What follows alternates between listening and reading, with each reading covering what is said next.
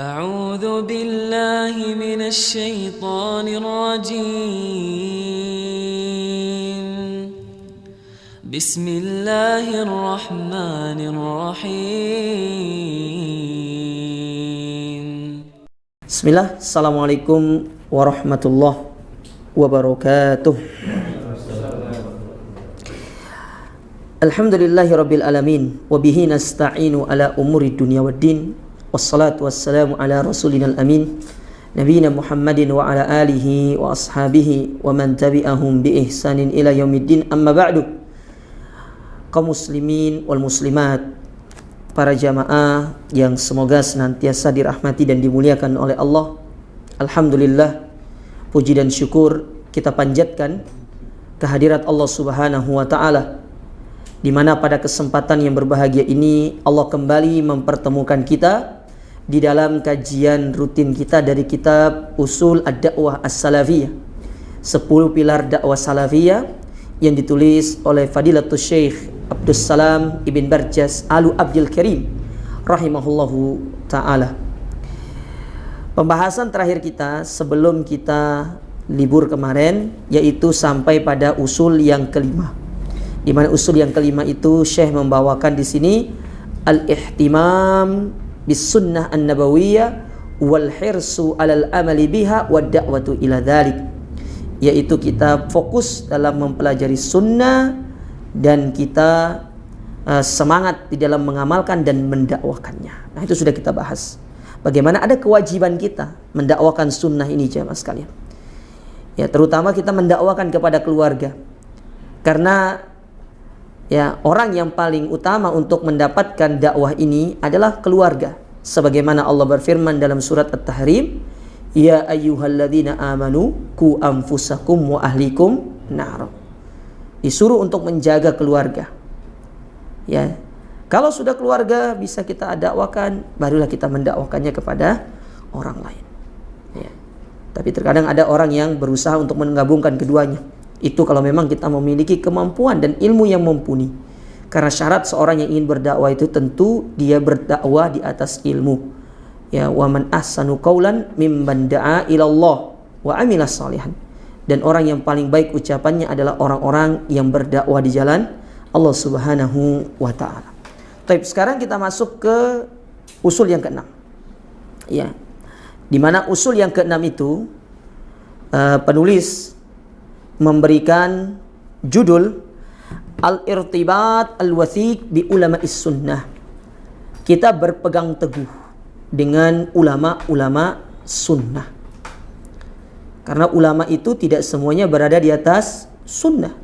Ada ulama yang mereka itu berada di atas sunnah, ya, mustalzim ala sunnah, berpegang teguh dengan sunnah. Dan ada ulama yang mereka itu dikatakan sebagai Nabi oleh Nabi SAW, ya, al-ulama ya ala abwabi jahannam, yaitu para ulama yang justru mendakwakan manusia kepada neraka jahanam. Itu ada dan itu banyak dan perlu untuk kita waspadai. Sehingga sering disampaikan oleh para ulama, tidak semua orang yang bergelar ustadz itu boleh diambil ilmunya. Tidak semua orang yang mereka itu dia berdakwah, dia menyampaikan tentang Islam boleh diambil ilmunya. Tapi harus dilihat apa yang dia sampaikan, apa yang dia dakwahkan. Apakah dia mendakwakan kepada kebenaran atau justru dia mendakwakan kepada keburukan. Dan ini perlu benar-benar untuk selektif. Dan sering kita ingatkan, tidak semua yang memulai kajiannya dengan innal hamdalillah benar-benar berada di atas sunnah. Karena banyak sekarang itu mereka sudah mulai menggunakan khutbatul hajah dalam rangka untuk mengkamuflase dakwah mereka supaya banyak yang mengikuti. Namun yang hak tetaplah hak, yang batil tetaplah batil. Sekuat apapun seorang menyembunyikan kebatilannya, suatu saat pasti akan tercium. Cepat atau lambat Allah pasti akan membuka kebatilan tersebut. Dan kita berdoa kepada Allah supaya senantiasa diberikan taufik untuk berada di atas sunnah Nabi SAW. Taib. Kita baca di sini. Beliau mengatakan, la yakhfa ala ahadin fadlal ulama'i wal makanati allati yatabawwa'unaha fi syariatil Islam. Tidak diragukan lagi bahwasanya siapapun mengetahui tentang bagaimana keutamaan ulama. Ulama itu, orang alim itu utama jemaah. Dalam hadis yang sahih Nabi pernah bersabda, fadlul alimi 'alal abidi kafadlil qamari 'ala sairil kawakib. Perumpamaan orang yang berilmu dengan orang ahli ibadah seperti rembulan di antara gugusan bintang-bintang. Cahayanya yang lebih terang yang mana? Bulan. Antum kalau lihat langit, ada bulan, ada bintang. Yang fokus utama antum pasti ke bulannya, bukan ke bintangnya. Nah, itu perumpamaan. Baru satu Nabi sebutkan perumpamaan ulama di situ. Bagaimana ulama dimuliakan sama Allah Ta'ala. Bahkan kata Nabi melanjutkan hadis itu, hatal hud yastaghfir li ahlil ilm. Sampai-sampai hiu atau ikan paus yang ada di lautan, mereka beristighfar kepada orang-orang yang belajar ilmu agama. Luar biasa. Ya, terus gimana istighfarnya? Wallahu a'lam. Kita harus mengimani sabda Nabi SAW. Ya. Bahkan Nabi mengatakan, hatal namlah, sampai semut yang ada di dalam sarangnya di dalam tanah itu, mereka beristighfar kepada orang-orang yang menuntut ilmu agama. Artinya mereka-mereka yang punya niat untuk menjadi seorang ulama. Luar biasa keutamaan ahlul ilm ini di sisi Allah Subhanahu wa taala. Dalam ayat Al-Qur'an misalkan Allah Taala pernah berfirman, "Innama yakhsyallaha min ibadihil ulama." Sesungguhnya yang takut kepada Allah itu hanya orang-orang alim, para ulama. Karena mereka menggunakan ilmunya untuk bertakwa kepada Allah. Tapi orang jahil, dia tidak bertakwa kepada Allah karena tidak ada ilmunya. Dalam ayat yang lain Allah mengatakan, "Qul hal yastawil ladzina ya'lamun wal ladzina la ya'lamun?" Apakah sama orang yang berilmu dengan yang tidak berilmu? Jawabannya tidak. Jangankan kita dalam urusan agama, urusan dunia saja, orang alim sama orang yang bodoh itu tidak sama. Apakah sama seorang profesor dengan seorang yang bekerja misalkan sebagai, sebagai kuli, ya, ataupun sebagai, tidak sama, ya, tidak sama, sebagai tukang beca. Bukan kita merendahkan, namun bagaimana Allah itu memberikan porsinya masing-masing. Tapi tetap semua itu kembali kepada takwa. Seorang itu mulia di sisi Allah itu karena ketakwaannya. Apapun pekerjaan antum, belajar, ya, belajar kepada ulama, belajar kepada ustadz yang mumpuni keilmuannya, yang berada di atas akidah dan manhaj yang lurus, supaya kita ini benar-benar talakil ilmu itu dengan baik.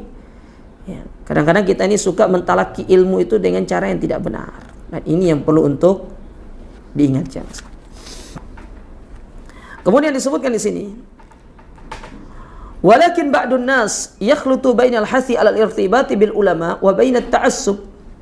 Akan tetapi ada sebuah fenomena yang terjadi di tengah-tengah kita, dan ini menimpa orang-orang yang belajar ilmu agama, yaitu kita tidak bisa membedakan mana yang namanya berpegang teguh dengan ulama dan mana yang sifatnya ta'assub. Ta'assub itu fanatik, ya, itu yang tidak bisa kita bedakan, ya, tidak bisa kita membedakannya. Kita tuh kebanyakan sekarang itu lebih condong kepada ta'assub, tidak yang kepada benar-benar kita irtibat, berpegang teguh dengan para ulama. Ya, kita lebih condongnya dengan ta'assub. Kita tahu bahwasanya ustadz tersebut sudah salah, tapi tetap kita mengikutinya. Makanya Syekh Muhammad bin Abdul Wahab, beliau di dalam kitab beliau yang berjudul Masail Jahiliyah, di antara perkara-perkara jahiliyah, beliau membawakan satu judul di antara perkara jahiliyah yang masih ada di zaman sekarang, yaitu at-ta'assub. Seorang itu fanatik buta. Namun nanti akan kita sebutkan, ada di antara fanatik itu yang boleh, ya, tapi ada fanatik yang nggak boleh. Antum kalau baca bagaimana orang-orang terdahulu zaman sekalian, orang-orang yang fanatik terhadap mazhab mereka. Contoh misalkan orang-orang yang fanatik terhadap Abu Hanifah, mereka mencela orang-orang yang mengikuti mazhab Imam Malik.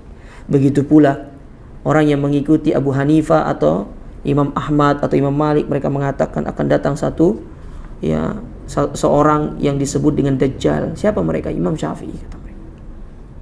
Fanatiknya luar biasa. Padahal para imam tersebut tidak mengajarkan kita untuk fanatik.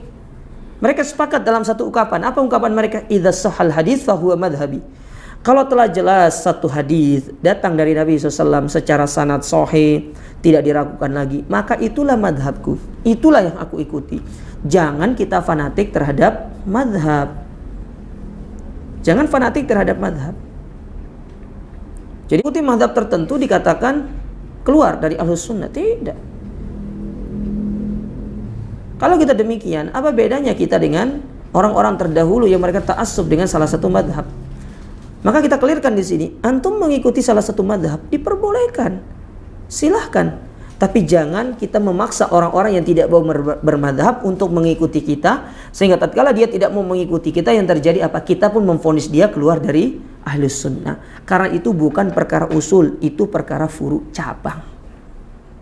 Itu perkara cabang. Saya kasih contoh, Imam Malik itu besarnya di mana? Di Madinah. Tapi di Madinah. Tapi Saudi dan negara-negara yang ada sekitarnya, Kuwait, kecuali Yaman, Kuwait segala macam, itu rata-rata bermadzhab apa? Hambali. Padahal Imam Malik itu besarnya di daerah Madinah. Tapi Saudi secara umum madhabnya mereka mengumumkan nahnu ala madhabil hambali. Kami itu bermadhab hambali. Ya, makanya mereka kalau belajar kitab-kitab fikih, mereka pasti belajar fikih hambali. Contoh fikih hambali seperti yang ditulis oleh para ulama dalam berjudul Al-Fiqh Al-Muyassar. Fikih Muyassar itu hambali. Ya, itu hambali. Belum lagi kitab-kitab fikih yang lain. Tapi mereka tidak pernah mencela para ulama yang mereka itu bermadhab dengan selain madhab hambali. Monggo. Ya. Kalau kita mencela, itu namanya ta'assub. Ya, sama di sekarang di negara kita ini. Ya, saya fanatik sama Ustaz Fulan gitu. Pokoknya taunya Ustaz Fulan itu benar, tidak bisa. Kata Imam Malik dalam sebuah nasihat beliau, dan ini menjadi kaidah para ulama, kullu kalamin yu'khad wa yutrak illa sahib hadzal qabr. Setiap ucapan bisa diambil, bisa ditolak, kecuali ucapannya Nabi SAW. Kalau benar kita ambil, kalau salah tidak boleh diambil, ditinggalkan. Bahkan ada kewajiban kita sebagai murid untuk memberikan nasihat kepada ustadz kita, tapi dengan cara yang baik. Jangan nanti di media sosial ditulis Ustadz Anda salah gitu kan. Tidak benar seperti itu. Ya. Taib. Nah, ini yang sering terjadi. Tidak bisa membedakan mana berpegang teguh dengan ulama, mana kita itu ta'assub dan fanatik buta. Maka kata Syekh di sini menjelaskan makna dari apa sih berpegang teguh dengan ulama itu. Fal irtibatu bil ulama. Adapun berpegang teguh dengan ulama, maknanya adalah akhdul ilmi anhum, mengambil ilmu dari mereka. Ya, mengambil ilmu. Bukan sekedar saya temannya ulama, enggak, ngambil ilmu. Selagi mereka masih hidup nih, ambil ilmu dari mereka jamaah. Ya. Ambil ilmu. Mungkin tidak bisa ngambil banyak, paling enggak setiap ketemu tuh satu. Ada satu ilmu yang kita ambil. Ustaz, berikan saya nasihat. Ya. Minta satu ilmu. Wal istifadah minhum bitauji wal irsyad, atau kita beristifadah, mengambil manfaat dari mereka berupa nasihat ataupun bimbingan. Itu penting. Wa nahwi dzalik, atau yang semisalnya. Karena banyak di antara kita ya, subhanallah. Ya, antum foto sama ulama itu enggak ada manfaatnya. Tapi ngambil ilmu dari mereka. Antum foto sama ana ya, itu enggak ada manfaatnya jemaah. Ya, tapi ambil ilmu. Apa yang Anda sampaikan kalau benar antum ambil. Urusan foto itu ya urusan kita tambahan lah, ibarat kata toppingnya lah. Tapi tetap main course-nya itu adalah kita mengambil ilmu dari mereka, bertanya tentang satu permasalahan yang kita tidak tahu, harus nanya sama mereka. Apalagi mereka datang dari jauh misalkan, harus dimanfaatkan, ya, harus dimanfaatkan. Jangan sampai dibiarkan begitu saja datangnya. Coba lihat bagaimana teman-teman yang belajar di Masjid Nabawi. Mereka kalau sholat, kan umumnya itu sholat ya, harus mengambil shaf awal kan. Teman-teman Masjid Nabawi itu tidak sholat di shaf awal, tapi sholat di dekat kursinya para ulama.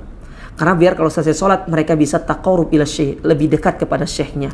Karena kalau dia datangnya selesai sholat, ya dia tidak akan duduk di sini, tapi duduknya nanti, ya kalau kan luas ya Masjid Nabawi itu, mungkin antum duduknya lampu merah sana.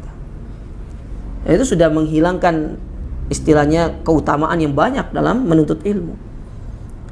Mereka bahkan ada yang tidur di tempatnya para ulama, padahal mereka itu tinggalnya di asrama, tapi tidur. Mana pernah diceritakan sama kawan di sana, ada satu orang, justru dia datangnya bukan di saat maghrib, kapan segala macam. Justru datangnya itu pas waktu habis isya baru datang. Karena dia ingin tidur di situ, dia ingin menuntut ilmu di situ, supaya nanti ketika bangun selesai sholat subuh, dia bisa langsung duduk di dekatnya kursi Syekh Abdul Razak. Karena Syekh Abdul Razak kan kajiannya pada subuh.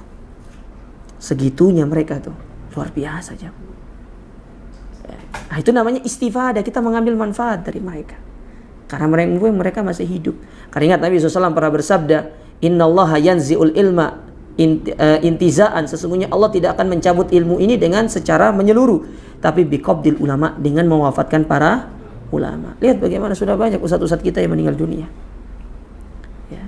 Maka dengan yang ada sekarang ini, kita berusaha untuk bagaimana memanfaatkan ilmu mereka, kita mengambil faedah dari mereka, supaya kita benar-benar bisa mendapatkan persiapan yang matang ketika kita nanti menuju Allah Subhanahu wa ta'ala. Dikisahkan oleh Utsman bin Affan. Tatkala Utsman bin Affan radhiyallahu ta'ala lagi duduk merenung, tiba-tiba Umar lewat, salam. Ya Utsman, Assalamualaikum. Utsman tidak jawab. 3 kali Umar mengucapkan salam dalam satu riwayat. Akhirnya karena sudah 3 kali, Umar pun datang kepada Abu Bakar. Ya Abu Bakrin, salamtu ala akhi Utsman falam yujib alayya. Aku mengucapkan salam kepada saudaraku Utsman, tapi dia tidak jawab salamku. Maka Abu Bakar membawa Umar kepada Utsman untuk memvalidasi benar atau tidak apa yang dikatakan oleh Umar. Sesampai pada Utsman, ya, Abu Bakar nanya sama Utsman, ya Utsman, ya, mada yarudduka an mada alaika an taruddas salam akhika Umar? Apa yang menyebabkan kau tidak menjawab salam saudaramu Umar? Kata Utsman, aku tidak dengar salamnya. Kata Umar, wallahi aku laqad salamtu alaik, aku salam kepadamu. Kata Utsman, aku tidak mendengarnya. Demi Allah aku tidak mendengarnya. Jadi sudah sama-sama sumpah. Akhirnya Abu Bakar menengahi, bertanya kepada Utsman, ya, sesungguhnya engkau telah dijadikan telah ada satu perkara yang menyebabkan engkau itu berpikir keras sehingga engkau tidak mendengar salam dari saudaramu. Maka apa jawaban Utsman radhiyallahu taala? Lihat, bayangkan sekelas Utsman itu masih bisa seperti ini. Kata Utsman bin Affan radhiyallahu taala, tawaffallahu an-nabiy sallallahu alaihi wasallam falam as'alu amma yunjini min adabi jahannam. Sesungguhnya Allah telah mewafatkan Nabi, tapi aku belum bertanya bagaimana cara aku nanti selamat di hari kiamat. Padahal sekelas Utsman itu bisa seperti itu. Nah kita gimana? Nah kita itulah dapati ustadz, ada kiai yang misalkan dekat dengan kita, tanya sama mereka, belajar dengan mereka, ambil istifadah dengan mereka. Itulah ciri penuntut ilmu.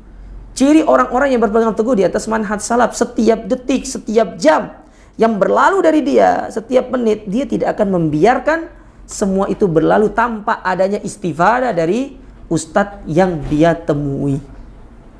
Ya, makanya disebutkan oleh para ulama, ya, bagaimana menceritakan tentang Imam Bukhari. Imam Bukhari itu dikenal dengan orang-orang yang memiliki syekh bahkan sampai luar biasa, banyak, ribuan, bahkan sampai jutaan syekh. Lah kita, ya. Nah, ini yang harus kita benar-benar mengambil istifadah dari mereka. Kama annahu ya'ni aidan taqlidahum mimman yasugu lahu at-taqlid minal amma. Namun diperbolehkan juga bagi kita untuk bertaklid, mengikuti mereka. Itu hanya bagi orang-orang awam. Ya, tapi kalau sudah sekelas antum, insya Allah sudah punya ilmu, sudah punya basic, antum bisa untuk memilih dan memilah mana yang benar-benar antum harus ikuti dan siapa yang antum harus jauhi, siapa yang antum harus berpegang teguh dengan mereka. Tapi kalau kita orang awam dalam satu permasalahan, contoh dalam ranah fikih, ya, terkadang kan banyak pendapat, maka antum pilih satu ustadz yang antum anggap dia adalah orang yang terbaik dari sisi ilmunya dari dalam bidangnya, antum pegang pendapatnya. Adapun nanti di hari kiamat, maka kita punya hujjah, saya ikut fulan. Ya. Tapi di samping itu tidak menjadikan kita tidak belajar, harus belajar juga, harus beli buku, baca. Siapa tahu pendapat beliau yang kita ikuti itu ternyata memang tidak berada di atas kebenaran. Tapi meskipun beliau tidak berada di atas kebenaran dalam masalah fikih, itu perkara yang tidak mengeluarkan seorang dari ahlus sunnah. Berbeda kalau dalam masalah akidah, itu sudah beda hal itu. Kalau akidah antum harus cari yang berada di atas tauhid yang lurus, ya, bukan yang ngajak antum untuk pergi istighosa ke kuburan, bukan pergi untuk menyembelih di kuburan, bukan nanti untuk pergi bernadar kepada para wali, bukan seperti itu. Kalau mereka sudah mengeluarkan ucapan-ucapan yang itu menyinggung usul dan bertentangan dengan usulnya Ahlus Sunnah, maka antum tinggalkan. Antum cari ulama yang benar-benar berada di atas sunnah. Kemudian disebutkan di sini, yaqulu Syekh Abdurrahman As-Sa'di Ibn Nasir As-Sa'di, berkata Syekh Abdurrahman Ibn Nasir As-Sa'di fi ma'ridi bayani amillahi ala hadhil bilad, ketika beliau menjelaskan tentang bagaimana Allah memberikan nikmat kepada negara ini, maksudnya kepada Saudi. Ya, jadi Syekh Abdurrahman bin Nasir As-Sa'di sedang bercerita tentang bagaimana Allah memberikan nikmat kepada negara Saudi. Dan kita tahu, meskipun dengan bagaimana pemerintah Saudi sekarang, kita katakan di dunia ini negara Islam yang menerapkan hukum Islam adalah Saudi, tentu dengan berbagai kekurangan yang ada pada mereka. Kita tidak katakan mereka sempurna, tapi kalau kita bandingkan negara-negara Islam, ya mereka yang lebih baik karena mereka menerapkan hukum Islam. Ya, karena kebanyakan negara Islam kan berada di atas asas demokrasi. Kalau enggak, berada di atas kerajaan monarki, tapi monarkinya tidak menerapkan seperti apa yang ada di Saudi. Ya.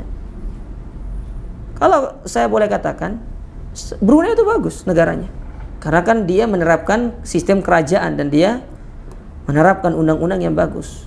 Tapi kalau kita bandingkan secara penerapan syariat, Saudi tentu lebih baik. Terlepas dari banyak kekurangan yang terjadi di dalam pemerintahan Saudi. Misalkan yang mungkin antum pernah dengar dahulu, ada namanya Mausimur Riyadh. Mausimur Riyadh itu pestanya di Riyadh yang ada ngundang siapa itu? Rapper dunia itu siapa namanya? Pitbull, ya. Hah, ya. Iya, Pitbull kan? Itu pokoknya itu. Bukan Red Bull ya. Ya Red Bull itu kan ada minuman itu. Karating Daeng. Pitbull itu yang ngundang rapper dunia, mengadakan Mausimul Riyadh. Ya. Mengadakan acara konser di Riyadh yang sangat megah. Itu kekurangan, tapi kita katakan banyak kelebihan-kelebihan juga yang terdapat dalam pemerintahan Saudi. Contoh, orang yang berzina tetap dirajam kalau dia sudah menikah. Kalau dia sudah menikah itu dirajam sampai mati. Kalau dia yang belum menikah dicambuk 100 kali, diasingkan. Kalau kita enggak, orang yang berzina segera ditutupi aibnya dengan cara dinikahkan. Meskipun terjadi khilaf di kalangan para ulama, ada yang mengatakan dinikahkan itu, ada yang mengatakan sah, ada yang mengatakan tidak sah. Tapi saya pribadi condong kepada pernikahan tersebut tidak sah. Ya. Meskipun dari sisi mazhab Syafi'i dan Maliki itu mengatakan pernikahan sah kalau yang menikahinya itu adalah orang yang menghamilinya. Dan ini pendapat ini kalau nggak salah dipilih Ustaz Firanda kalau nggak salah pendapat ini. Ya. Dan setelah itu dia bertobat kepada Allah. Tapi kalau Syekh Sulaiman Ar-Ruhaili, beliau memilih pernikahannya tidak sah. Ini masalah istihadiyah. Yang antum jangan bilang al-bidah dia. Gara-gara itu. Ini masalah istihadiyah aja. Baik. Fanaqalakum dinakum. Nah, Syekh Abdurrahman bin Nasir As-Sa'di melanjutkan ucapannya menjelaskan bagaimana nikmat Allah kepada negara Saudi. Fanaqalakum dinakum minal bid'ah wal isyraq, yang mana Allah menjaga agama kalian dari kebid'ahan dan kesyirikan. Memang tidak bisa dipungkiri, ada juga kebid'ahan yang terjadi di Saudi ataupun kesyirikan, tapi tidak separah di Indonesia. Indonesia ini parah aja mah. Kesyirikan dipertontonkan. Kesyirikan dipertontonkan, bahkan kesyirikan itu dijadikan sebagai ladang usaha, betul tidak? Iya kan? Antum dulu yang mantan wali 3, wali 5, wali 7, itu kan bisnis ya ujung-ujungnya. Ya. Kita tahu banyak firman-firman Allah Ta'ala di dalam Al-Quran yang menjelaskan tidak boleh kita mendatangi orang-orang mati, meminta kepada mereka. Mereka faham ayatnya. Tapi karena hawa nafsu mereka lah yang menutup kebaikan itu, kebenaran itu untuk mereka praktekkan. Makanya kan para ulama menyebutkan orang tidak mau mempraktekkan kebaikan itu karena ada 2 sebab. Karena masalah syubhat dan karena masalah syahwat. Tapi yang paling sering itu masalah syahwat. Ya, karena ada tendensi duniawi yang mereka kejar. Untuk lihat banyak orang-orang di luar sana. Apa mereka yang berbicara itu bukan orang punya ilmu? Punya ilmu. Tapi karena syahwat mereka yang mereka kedepankan, akhirnya mereka terjatuh ke dalam perkara syubhat. terjatuh dalam perkara syubhat. Namanya dakwah itu yang hak ya haknya. Urusan nanti antum dari disenangi sama orang, itu wajar. Urusan nanti orang tidak suka sama kita, itu wajar. Karena Nabi sudah melewati semua itu. Dan orang-orang yang sudah berikrarkan dirinya mengikuti jalan Nabi, mau nggak mau dia harus menerima segala konsekuensi yang pernah dilakukan oleh atau yang pernah dialami oleh Nabi SAW. Antum lihat dakwanya Nabi mulus atau enggak? Enggak mulus, diusir dari kampungnya. Antum kan belum diusir kan? Belum? Gerutu tuh. Belum diusir dari kampungnya. Sampai Nabi ketika keluar meninggalkan Mekah, nangis Nabi itu. Kalau bukan karena ya orang-orang yang ada di dalamnya yang mengusir aku tidak akan pernah meninggalkan engkau wahai Mekah. Negeri yang paling baik, negeri yang dimuliakan sama Allah. Tapi karena kaummu, karena orang di dalamnya, makanya aku harus pergi meninggalkan dirimu dan aku akan kembali. Dan itu janji Nabi SAW.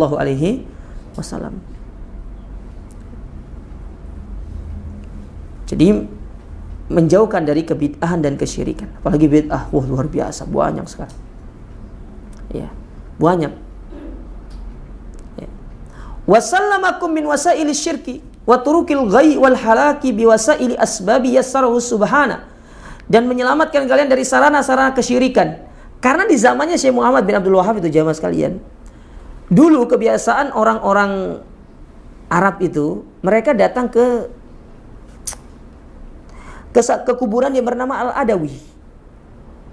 Ya Al-Adawi. Jadi dia itu seorang yang diagungkan gitu loh.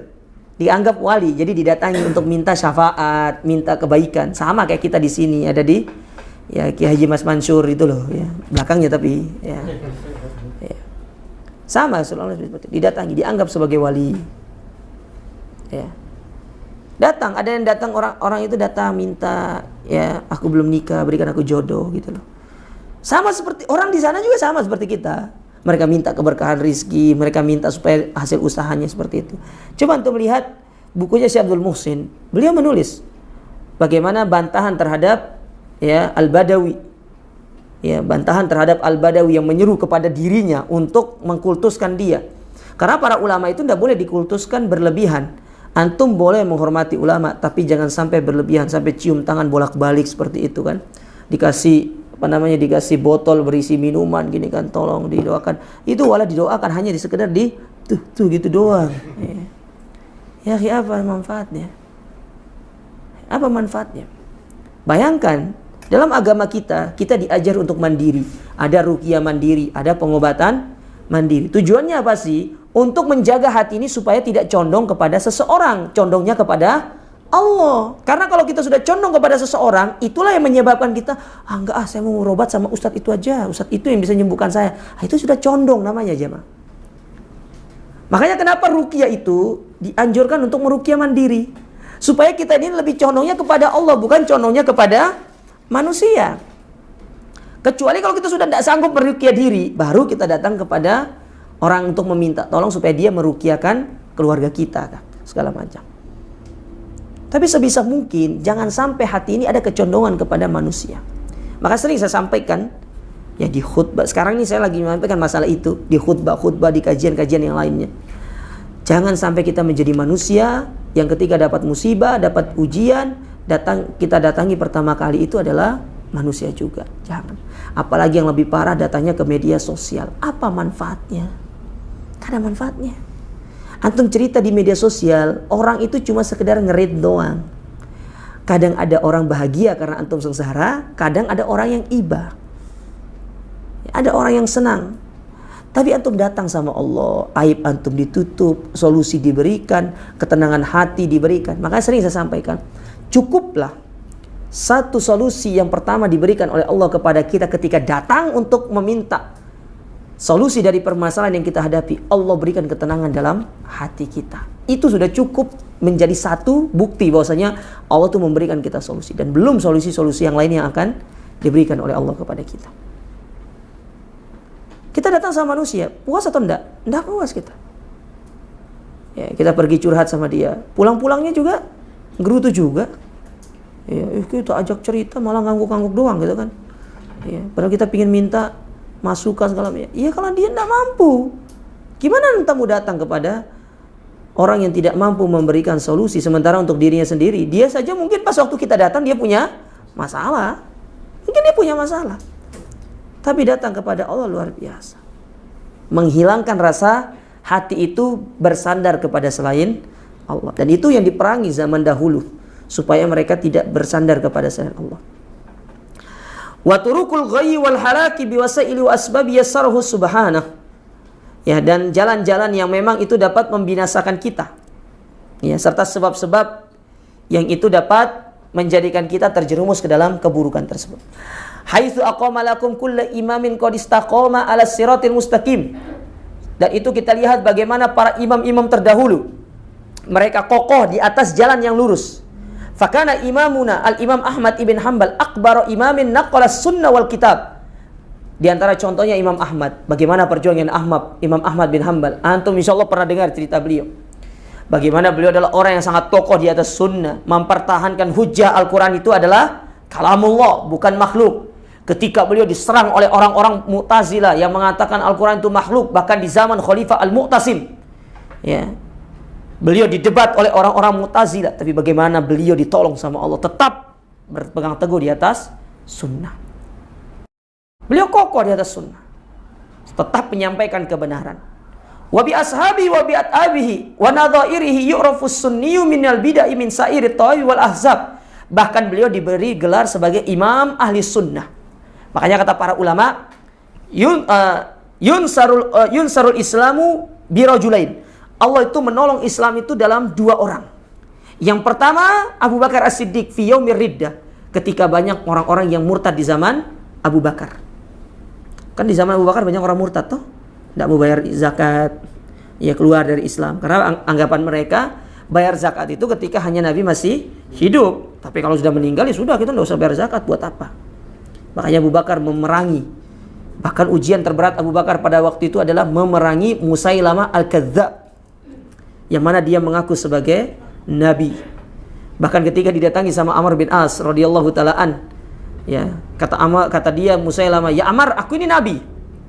Ya, aku pun diberikan wahyu seperti yang diberikan kepada Muhammad.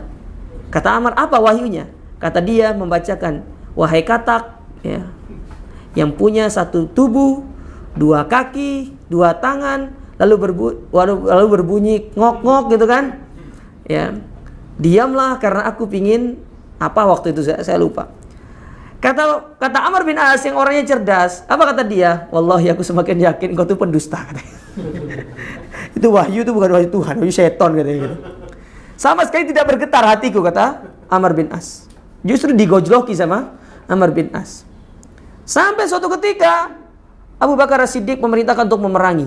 Sekelas Khalid bin Walid tidak bisa menembus bentengnya Musailamah Al-Kadzdzab. Sampai satu orang yang rela untuk, bagaimana dia itu rela untuk dilemparkan ke atas benteng itu supaya membuka pintu, yang bernama ya Baro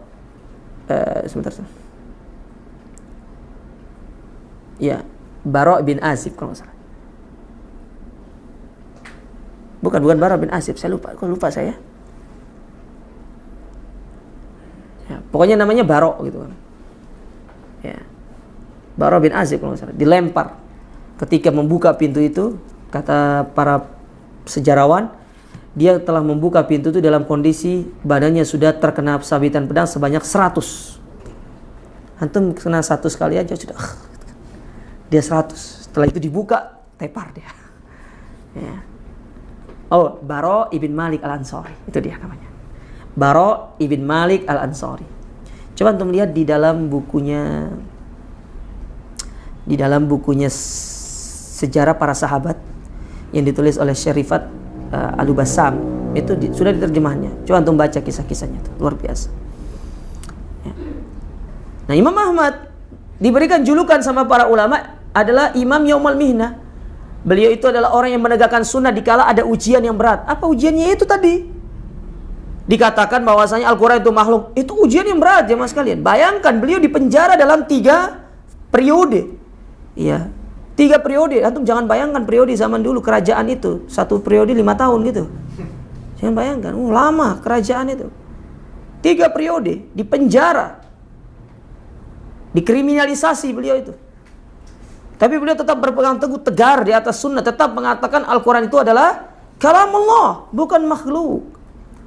Makanya kata para ulama, andai kata dulu Imam Ahmad ketika di pemerintahan Al-Mu'tasim beliau mengatakan Al-Quran adalah makhluk, sampai mungkin saat ini kita mengatakan Al-Quran itu makhluk. Tapi karena kegigihan beliau, semangat beliau, kemudian keistiqomahan beliau mengatakan Al-Quran itu adalah kalamullah, menyebabkan sampai detik ini kita katakan Al-Quran adalah kalamullah. Makanya kalau untuk buka kitab beliau Ushulus Sunnah, beliau mengatakan Al-Quran kalamullah. Al-Quran itu adalah ucapan Allah, bukan makhluk. Yang mengatakan Quran makhluk adalah kafir. Keras beliau dalam masalah ini. Tapi coba lihat apa dampaknya. Luar biasa. Istiqomah di atas sunnah. Istiqomah di atas sunnah. Wabihi wa ashabi wa atbaihi wa nadhara yu'rafus sunni minal bid'ah min sa'iri tawaf wal ahsab. Hatta aqamallahu syaikhul Islam wal muslimin Ahmad ibn Taimiyah. Setelah Imam Ahmad, fase Imam Ahmad ibn Hanbal, datang fase berikutnya, yaitu Ibnu Taimiyah. Kalau Imam Ahmad itu kan di abad ketiga, sementara Ibnu Taimiyah itu lahir pada abad ke-7. Itu juga lebih parah. Gimana perjuangan Syekhul Islam Ibnu Taimiyah, yang mana waktu itu beliau menghadapi 3 kelompok besar. Yang pertama orang kafir, yang kedua orang ahlul bidah, dan yang ketiga orang-orang ateis. Orang ateis yang terkontaminasi dengan pemikirannya Aristoteles. Ya, makanya kan kebanyakan beliau itu, kitab-kitab beliau itu berbicara tentang logika. Logika itu maksudnya ingin membantah mereka. Jadi tidak perlu bantah orang-orang yang pakai otak, pakai akal itu dengan dalil. Tapi pakai akal juga bisa. Ya, pakai akal juga bisa. Dan di antara ulama madzhab yang terkenal dengan yang menggunakan ra'yun, yaitu dengan nalar, yaitu Imam Abu Hanifah. Yang waktu itu beliau hidup di seputaran daerah Irak di situ. Itu kan jarang hadis waktu itu. Makanya beliau lebih condong dengan menggunakan nalar, jadi memahami hadis itu secara kontekstual. Apa yang datang dipahami sesuai dengan ya nalar beliau. Dan ini tidak salah, karena di zaman beliau itu memang ulamanya sedikit. Nah, kayak sekarang antum akses YouTube, ya ustadz semua tuh ada di YouTube itu. Jangan kan ustadz sunnah, ustadz bid'ahnya ada. Yang terbaru sekarang ustadz Syiah, ya. Yang 2 itu loh, ya. Hati-hati jangan. Ya, sudah mulai muncul benih-benihnya ini. Ya, penerus dari Jalaluddin Rahmat, ya. Yang dia bercerai dengan istrinya karena perbedaan madhab katanya. Jadi dalam Syiah itu juga ada madhabnya, ya. Antum jangan kalah. Antum kira Salafi aja berbeda? Aduh, semua dakwah deh. Banyak kelompok-kelompoknya. Ya. Kalau di dalam Islam ada Khawarij, di Kristen juga ada Khawarij. Di Yahudi juga ada Khawarij. Bahkan kata para ulama, dari kalangan jin ada Khawarijnya. Ya, Khawarij dari kalangan jin. Jadi demo juga dia, tapi ke pemerintahan jin gitu kan. Ya. Nah. Datang Imam Ahmad. Luar biasa. Bagaimana beliau? Perjuangan beliau. Sampai beliau diberikan sebuah gelar yang tidak diberikan kepada yang lainnya. Syekhul Islam. Hanya 1 diberikan gelar itu, Syekhul Islam. Kalau nggak salah 2 sih, sama Syekh Muhammad bin Abdul Wahab. Tapi yang lebih terkenal dengan yang sangat kental dengan Syekhul Islam itu adalah Ibnu Taimiyah. Apa sih Syekhul Islam itu? Yaitu orang yang benar-benar memiliki ilmu yang sangat mumpuni. Lihat bagaimana Syekhul Islam rahimahullahu taala, beliau mengkanter hujah-hujah, bahkan pemikiran-pemikiran orang-orang kafir, orang-orang Khawarij, orang-orang, apalagi di zaman beliau yang paling banyak itu adalah orang-orang Mu'tazilah dan Qadariyah juga. Jahmiyah dan Qadariyah yang mentakwil sifat-sifat Allah Subhanahu wa taala. Makanya kan tesisnya Ustaz Firanda itu berkaitan dengan pendapat Ibnu Taimiyah. Antum baca 1 halaman, insya Allah pasti minum Panadol antum. Ruwet jangan. Kata beliau, ana saja yang nulis ini pusing, apalagi yang baca, kata beliau. Iya, hujahnya itu luar biasa. Mungkin kalau kita orang awam yang membaca tentang syubhatnya orang-orang ahlul bidah, jatuh kita, karena mereka itu menggunakan syubhat yang kuat. Tapi lihat bagaimana Ibnu Taimiyah membantah semua syubhat-syubhat tersebut. Kalau kita bukan membantah, justru menyelami syubhat datang, ambil baiknya, buang buruknya. Subhanallah orang-orang sekarang ini. Ya, ngajinya usul salasa belum tamat sudah cari syubhat. Arba'in Nawawi belum tamat itu sudah mana ustaz syubhat, saya mau datangi gitu kan. Yang ada justru dia kena syubhat. Baik. Datang Imam Ibnu Taimiyah. Ya, beliau mengatakan, fajahadal kufar wal munafikin wasairil mulhidin. Beliau membantah orang-orang kufar, orang-orang munafik dan orang-orang yang mulhid. Mulhid itu ya ateis. Orang-orang ateis. Wa adhara min sarihi sunnah wa a'lamiha wa ulumiha ma ajazat anhu madarikul awwalina wal akhirin, di mana beliau membantah semua itu dengan hujah yang sangat kuat. Wasalaka tariqatahu talamidhuhu atba'uhu minal ulama'i al-muhaqqiqin hatta ja'at an-nubuwah bi Syekhil Jazirah wa imamiha Syekhul Islam Muhammad ibn Abdul Wahhab. Sampai murid-murid beliau pun mengikuti cara beliau. Lihat keberkahan Ibnu Taimiyah, muridnya banyak. Yang pertama siapa? Ibnu Qayyim. Yang kedua Imam Az-Zahabi. Yang ketiga Ibnu Katsir. Ya, ini murid-murid yang sangat luar biasa. Ibnu Katsir itu mazhabnya apa? Syafi'i. Tapi Ibnu Taimiyah mazhabnya Hambali. Murid sama guru beda mazhab. Jadi kalau antum Syafi'i, ana Hambali misalkan enggak apa-apa. Tapi nanti ana jangan dikeluarkan, ustaz bid'ah itu. Beda itu wajar. Kayak contoh ya, sering jadi perdebatan, ustaz, yang benar itu safar pakai jarak atau uruf sih? Kalau kan mazhab Syafi'i itu kan pakai jarak kan ya, 80 kilo. Kalau mazhabnya Hambali dan para ulama di antaranya Syekhul Islam, beliau memilih kembali kepada uruf, kebiasaan satu masyarakat. Kalau suatu masyarakat sepakat mengatakan ke Pasuruan itu safar, maka sudah boleh mengqashar sholat. Tapi bukan berarti antum yang ambil mazhab Syafi'i 80 kilo, lalu antum dikatakan keluar dari Ahlussunnah, tidak. Contoh Ibnu Katsir itu mazhabnya Syafi'i. Ya. Sementara Ibnu Taimiyah itu mazhabnya Hambali mazhab Ibnu Taimiyah. Ya, Hambaliul mazhab. Dan ini tidak ada masalah, tidak perlu diperbesarkan, tidak perlu diperdebatkan. Ini hal-hal yang ya sudah kita saling toleransi sudah. Sampai datang ulamanya, yaitu Syekhul Islam Muhammad ibn Abdul Wahhab. Faqama bihadzal amr atammal qiyam falam yazal fi jihadi ma'al a'da'i hatta nashrit tauhidi al-khalis was sunnah al-mahdha bainal ibad. Kemudian datanglah Syekhul Islam Muhammad ibn Abdul Wahhab untuk melanjutkan perjuangan tersebut. Nah, dari situlah cikal bakal terbentuknya kerajaan Saudi yang diawali dengan keluarga Al-Su'ud. Karena Al-Su'ud pada waktu itu dia punya power mendukung Syekhul Islam Muhammad ibn Abdul Wahhab untuk menyebarkan ilmunya. Nah, makanya banyak para sejarawan itu menganggap Al-Su'ud itu sebagai ya istilahnya pemerintahan yang otoriter, yang kejam. Ya, maka kita katakan salah, perspektif mereka itu salah. Justru mereka itu menegakkan kerajaan Saudi ingin mengembalikan Islam itu kepada jalur yang benar. Karena memang Islam itu berawal dari apa? Kerajaan memang. Ya, pemimpin itu dipimpin oleh seorang khalifah alias raja gitu. Dengan menerapkan segala syariat Islamnya. Kan setelah masa khalifah kan ada masa kerajaan dinasti Umayyah dengan dinasti Abbasiyah. Kan yang paling panjang itu dinasti Abbasiyah. Mulailah runtuh kerajaan itu ketika masa Turki Utsmani. Turki Utsmani runtuh gara-gara siapa? Mustafa Kemal. Anda pernah dengar Mustafa Kemal? Ada namanya Mustafa di sini? Mustafa Kemal. Yang mana mereka merubah Turki Utsmani yang tadinya kerajaan menjadi negara sekuler. Tapi orang-orang menganggap Mustafa Kemal itu sebagai seorang revolusioner sejati.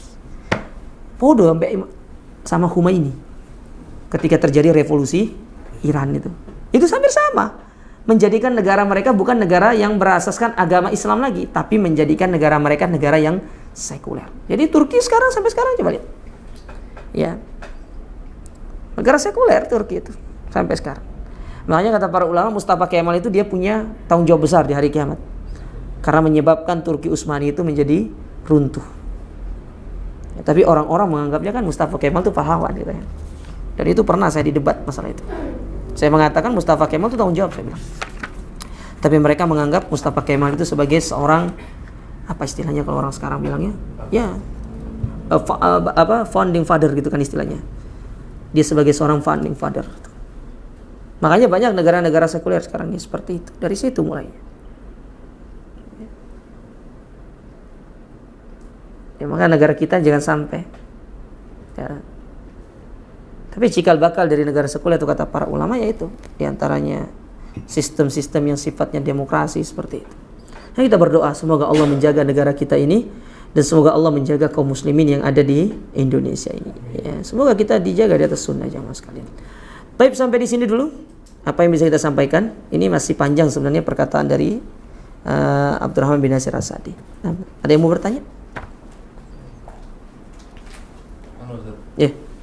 Tadi kan di awal disebutkan ada tanggung jawab kita itu mendakwakan sunnah ini terutama kepada keluarga. Nah, akhirnya ada sebagian orang itu yang kayak kita ini kan bikin go hijrah. Yeah. Kan kita kan dakwahnya ke orang umum, tidak ke keluarga. Iya. Ada yang akhirnya nggak usah kayak gini, kita ke keluarga aja dulu. Nah, nggak usah perlu kayak dakwah ke orang umum kayak gitu. Iya. Maka kita katakan ini contoh pemikiran yang salah. Dalam pandangan para ulama ada namanya taksisus dakwah. Apa sih taksisus dakwah? Yaitu kalau ada namanya wedding organizer ya. Kalau ini ada dakwah organizer itu harus ada. Karena itu akan mengatur bagaimana strategi dakwah itu. Ya, strategi dakwah itu. Nah, hal-hal yang seperti ini sifatnya maslahah mursalah. Para ulama tidak apa-apa melakukannya. Sama seperti para ustadz mengadakan multaqo duat. Apa bedanya gitu kan? Ada multaqo duat para ustadz-ustadz kita. Jadi ustadz-ustadz kita itu tergabung dalam satu organisasi yang disebut dengan multaqo duat.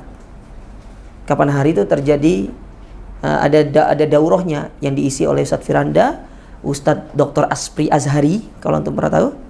Kemudian juga Ustadz Mubarak Ba Muallim yang disampaikan pembukaannya oleh Ustadz Abu Nida yang terdapat di Bin Bas waktu itu dengan moderatornya Al Ustadz Ahmad Zainuddin. Perlu adanya namanya strategi dakwah atas seperti ini. Karena selain kita juga menyampaikan kepada keluarga, kita juga punya tanggung jawab tadi menyampaikan kepada orang lain. Artinya kita masuk ke dalam sabda Nabi SAW, khairun nas anfa'uhum linnas. Sebaik-baik kalian adalah yang paling baik bagi atau yang paling bermanfaat bagi manusia yang lainnya. Saya katakan dan pernah saya sampaikan di sini jamaah. Kita kalau Allah berikan kesempatan untuk mengambil bagian dari dakwah, antum harus senantiasa beristiqomah di atas itu. Sekarang nih kita diberikan kesempatan oleh Allah mengambil bagian dakwah ini dari sisi harta. Ya udah terus support. Ada orang emang nggak punya harta, tapi diberikan tenaga, dia ikut, dia mengatur strategi dakwah, bagaimana kepada orang awam, mengadakan acara-acara yang bisa bermanfaat bagi mereka dalam rangka mengenalkan dakwah, maka insya Allah itu juga sangat bermanfaat. Adapun orang-orang yang mengatakan demikian, pada hakikatnya itu suatu hal yang sifatnya celaan, kemudian hal-hal yang tidak membangun, maka tidak usah didengar. Kata orang Arab, tanbahul kalba wal qalfilatu tasir, biarkan anjing menggonggong, kafilah tetap berlalu. Sudah biarkan sudah. Nanti juga berhenti sendiri kok, capek dia. Artinya ada yang perhatian sama antum gitu loh. Jadi kalau dia itu senantiasa mengkritik antum, senantiasa istilahnya apa ya? Ngerasani antum, ya sudah berarti ada orang-orang yang perhatian sama antum. Ya. Tidak apa-apa seperti itu, wajar. Tapi kita harus senantiasa istiqomah. Apa bedanya sama orang-orang munafik di zaman dulu? Orang-orang munafik itu mengatakan yang kau sahabat tuh begini. Tapi kita katakan bukan mereka orang munafik. Namun, ya hal-hal seperti itu sebaiknya tidak perlu untuk dilakukan. Justru kita melihat saudara kita berdakwah, kita harus mengambil bagian daripada dakwah tersebut tanpa kita melupakan keluarga. Keluarga tetap harus didakwakan. Kalau antum yang sudah nikah, istri, anak, orang tua, kemudian kepada masyarakat. Apa yang antum bisa lakukan, antum lakukan. Ambil bagian dari dakwah sebelum kesempatan itu diambil sama Allah kemudian diberikan kepada orang lain. Kalau Allah sudah mengambilnya dari kita kemudian diberikan kepada orang lain, kita tidak akan bisa memiliki bagian dari dakwah ini. Tidak perlu dikenal di tengah masyarakat. Yang penting antum dikenal sama Allah Ta'ala di hadapan para malaikat. Itu sudah cukup bagi kita aja. Tidak usah dikenal sama masyarakat. Ibarat kata kalau kata orang itu ya di balik layar. Karena di balik layar tuh kadang-kadang lebih besar anunya, effortnya daripada orang-orang yang di depan layar. Maka ambil bagian. Saya wasihati sama diri saya dan kepada antum semuanya. Ketika Allah sudah memberikan bagian itu kepada kita, pegang teguh, tetap semangat. Celaan manusia selalu ada, jangan kita hiraukan, selalu lurus di atas jalan kebaikan, istiqomah dan selalu minta pertolongan kepada Allah Subhanahu wa taala. Dan satu lagi, tolong senantiasa saling mensupport dan saling menasihati jemaah. Penting itu. Antum lihat teman antum salah, nasihati. tapi dengan cara yang baik. Apa misalkan makanan sukaannya padang, ada padang belakang itu, padang legenda teman-teman ajak gitu. Atau mungkin dia suka ngopi sampingan, ada poin kopi sampingan tuh ajak gitu. Kasih dia kopi, tunggu dia minum. Kalau sudah selesai minum baru afwan akhi begini. Kalau antum nasihati belum minum, tadi minum nanti kopinya sama dia.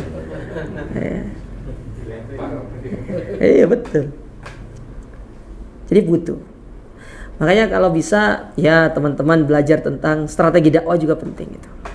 Bagaimana sih strategi? Dan insya Allah itu sudah paham. Sering kumpul-kumpul sama ustadz-ustadz kibar kan. Ya, insya Allah strategi dakwah itu penting. Kepada orang awam misalkan gimana ya, kayak Go Hijrah kan ada bekamnya, kemudian ada hapus tatonya. Ya, termasuk daurah pranikah itu jemaah. Itu termasuk cara kita untuk mendakwakan kepada orang lain. Masa Ustaz Fadlan nggak menyampaikan materi tentang bahwasanya pernikahan itu kan harus dibangun di atas nilai-nilai keislaman kan? Bahwasanya kita kan kalau bisa nilai-nilai Islami itu diterapkan, seperti jangan sampai ada kesyirikan dalam rumah tangga, jangan sampai kita memulai pernikahan itu dengan sesuatu yang haram. Itu kan bagian daripada kita menyampaikan dakwah kepada masyarakat. Karena banyak diantara sekarang ini yang asal nikah, yang penting nikah, yang ngundang artis, ya kita ngundang penyanyi terkenal, ya singer, ya sebaiknya itu tidak usah didengar, tetap istiqomah sudah. Insyaallah Allah akan memberikan kemudahan. Baik, yang lain. Dekat dengan ustadz sunnah itu apakah sama dekat dengan ulama-ulama sunnah, Ustaz? Karena ulama-ulama kan di Indonesia kan juga kita nggak tahu kan jarang. Ulama kan paling banyak di Saudi. Itu bagaimana seperti kita? Ya, antum bertanya kepada para ustadz yang sudah dikenal keilmuan di atas sunnahnya, ya, kemudian ditanya siapa yang boleh kita belajar, ya, boleh kita belajar kepada mereka, ya. Sebenarnya ulama itu sebenarnya kan istilah untuk mereka-mereka yang punya ilmu. Sebenarnya di Indonesia kan ulamanya banyak ya. Ustadz-ustadz kita yang tamatan-tamatan Madinah kan ulama hitungannya. Cuma ya familiarnya di Indonesia itu adalah ustadz gitu loh. Ulama itu apa sih ulama? Ulama itu jamak dari alim. Alim itu artinya dzu ilmin, orang yang punya ilmu. Surabaya ini banyak. Ya, Ustaz Ali. Apalagi di Go Hijrah kan banyak ulama ustadz-ustadznya. Tanya sama mereka. Ustaz, boleh nggak anda belajar sama ini? Ya, gimana pandangan antum? Boleh nggak ambil ilmu dari orang ini? Ya, misalkan kalau tanya, kayak misalkan masih ragu, tanya lagi kepada ustadz yang lain. Ustaz, boleh nggak anda belajar dari orang ini? Kalau misalkan sudah 2 jawaban, atau antum ambil sampel lah 3 ustadz, 2-nya bilang jangan, 1-nya tidak, ya udah antum ambil yang paling banyak aja. Dan insya Allah antum punya hujah nanti di hadapan Allah Subhanahu wa ta'ala. Kurang lebih seperti itu. Satu lagi, akhwat, ada pertanyaan? Sepertinya tidak ada. Alhamdulillah tidak ada pertanyaan, maka kita cukupkan sampai di sini. Wa barakallahu fikum. Kita akhiri subhanakallahumma rabbana bihamdika asyhadu an la ilaha illa anta astaghfiruka wa atubu ilaik. Wassalamualaikum warahmatullahi wabarakatuh. Alhamdulillahi rabbil alamin.